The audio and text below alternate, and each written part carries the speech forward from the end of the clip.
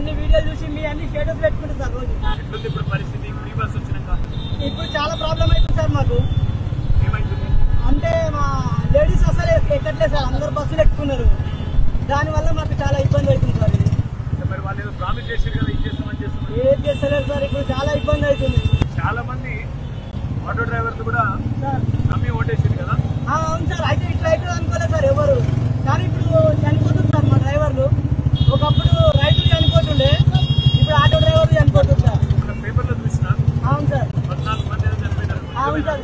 మిర్యాల కూడా ఒక ఆయన చనిపోయింది సార్. ఎంత పైసలు వస్తున్నాయి? నేను రోజుకి అప్పుడు రోజు 1500 2000 చేస్తుంటాం సార్. ఇప్పుడు 500 అవుతుంది సార్. పొద్దున్న నుంచి ఒక 200 మాత్రమే వేసినాం.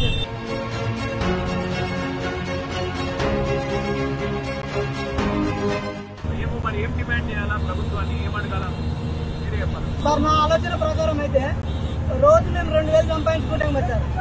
ఆ రోజుకి ఒక 1500 చొప్పున నెలకు ఒక 15000, రోజు 500 లాగా నెలకు 15000 అట్లా మాకు రైతులకు ఎట్లా ఇస్తారు మాకు కూడా అట్లా ఇవ్వాలి.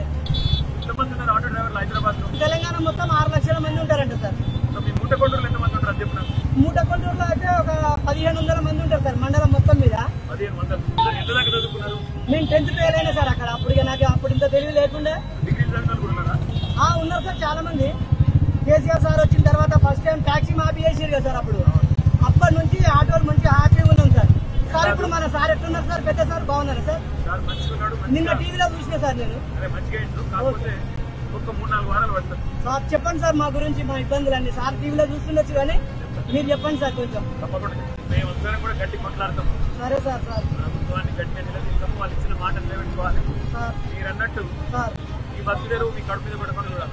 సరే సార్. ఆ పని చేస్తాం మేము మాట. Okay sir. పిల్లలకు కూడా అలో చెప్పు, ఎప్పుడన్నా సార్ తీసుకొస్తా అంటే చెప్పు, నేను కలుస్తాను. చాలా హ్యాపీగా ఉంది సార్ మీరు మా ఆటోలో ఎక్కడం.